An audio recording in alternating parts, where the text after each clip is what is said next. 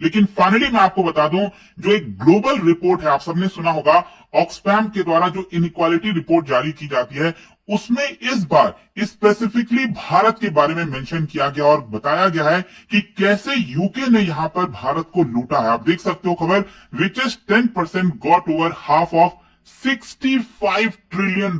Can you imagine?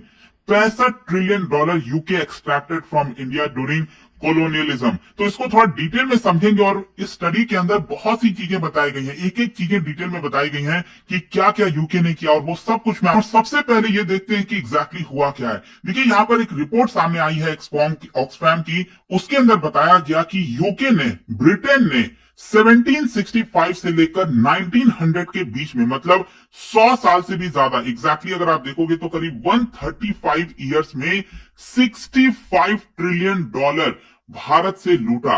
और इसमें से आधा पैसा, मतलब $65 ट्रिलियन में से लगभग $34 ट्रिलियन ये जो रिचेस्ट 10% पीपल हैं यूके में, उनके पास गया। मतलब ये इतना पैसा है कि पूरे लंदन में अगर आप 50 ब्रिटिश पाउंड को बिछा दोगे, उसके नोटों को बिछा दोगे, तो आप 4 बार उसको बिछा पाओगे। सोचिए, इतना सारा पैसा। और देखिए, ये जो रिपोर्ट है, आपको समझना है कि ऑक्सफैम इंटरनेशनल के द्वारा लाया गया है इन ग्लोबल इनइक्वालिटी रिपोर्ट में। और होता क्या, आपने सुना होगा वर्ल्ड इकोनॉमिक फोरम के बारे में, जो है कि यूके के बहुत सारे सेलिब्रिटीज ने ऑटोमेटिकली ये बात एज्यूम कर ली है कि इंडिया ने माफ कर दिया है इनको कॉलोनियलिज्म के लिए। रिसेंटली आपको पता होगा, कोल्ड प्ले ठंडा खेल नाम का यूके का म्यूजिक बैंड है, वो इंडिया में आया था। मैंने आज तक कोल्ड प्ले का एक वो जो गाना हिम फॉर द वीकेंड, उसके अलावा कोई गाना सुना नहीं है, बट अचानक से पूरे इंडिया में लोग कोल्ड प्ले के फैन बन गए, जैसे बचपन से उनके गाने सुन रहे थे। सब लोग यहाँ पर स्टेडियम में इकट्ठा हो गए, और वहां पर क्रिस मार्टिन जो लीड सिंगर है कोल्ड प्ले के, इन्होंने एक बात बोली। इन्होंने ये कहा कि बड़ा अच्छा लग रहा है इंडिया में आके, कितने अच्छे लोग हो, और ये भी जान के अच्छा लग रहा है कि आप लोगों ने हमको माफ कर दिया कॉलोनियलिज्म के लिए, कि जो भी हमने बुरे काम किए थे उसके लिए आपने हमको माफ कर दिया और हम दोस्त हैं। ये जो क्लिप है, देखिए। We couldn't ask for a better audience to play to, so thank you for coming today, everyone. It's amazing to us that you welcome us, even though we are from Great Britain. Thank you for forgiving us for all of the bad things. Thank you for forgiving us for all the bad things.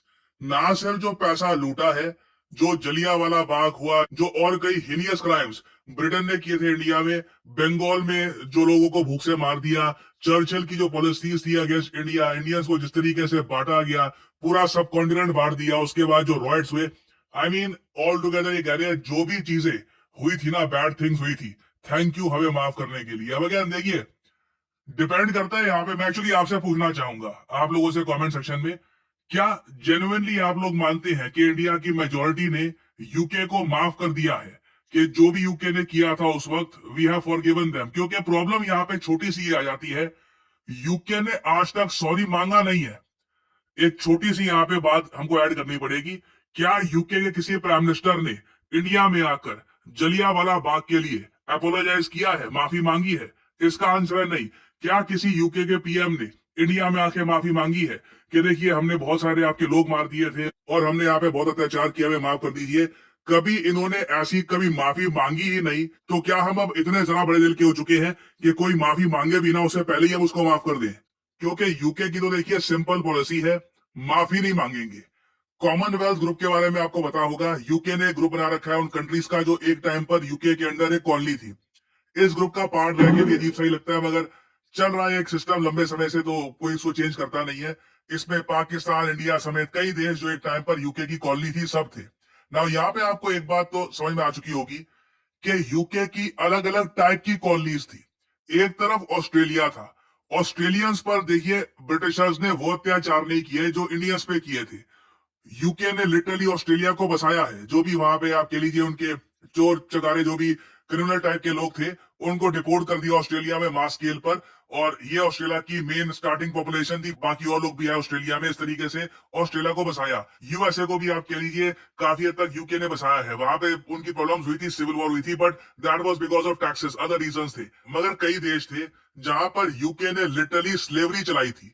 जैसे for example Bharat है, पाकिस्तान तो खैर उस वक्त था नहीं, but Pakistan का जो मॉडर्न डे आज के समय रीजन है ये भी, उसके अलावा म्यांमार में, कई और अफ्रीका के देशों में।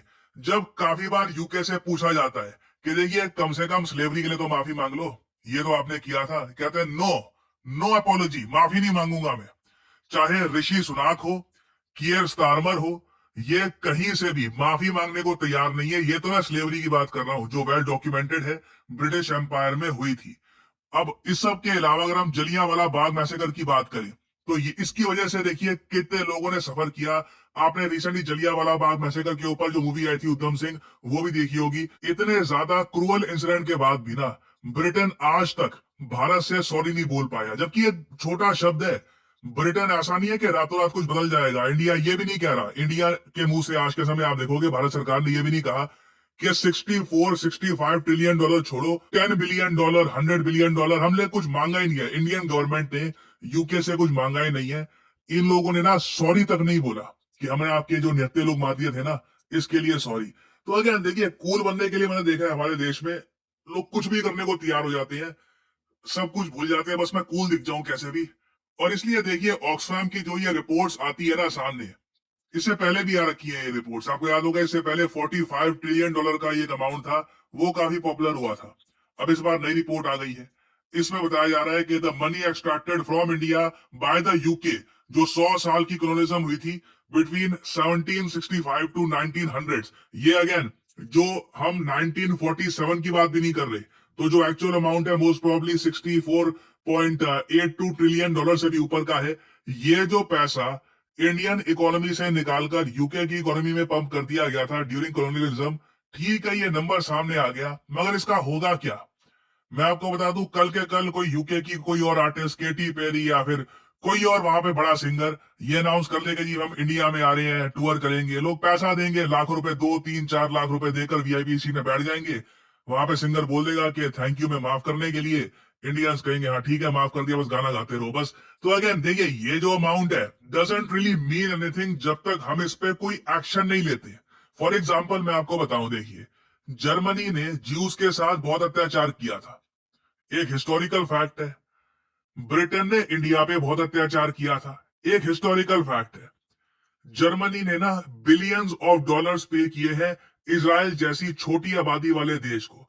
अभी रिसेंटली ना जब अक्टूबर 7 का अटैक हुआ था इजराइल पर, जर्मनी ने फिर से हॉलोकॉस्ट सर्वाइवर्स को पैसा दिया है, क्योंकि जर्मनी को लगा कि वो मेंटली ट्रॉमेटाइज हो गए होंगे।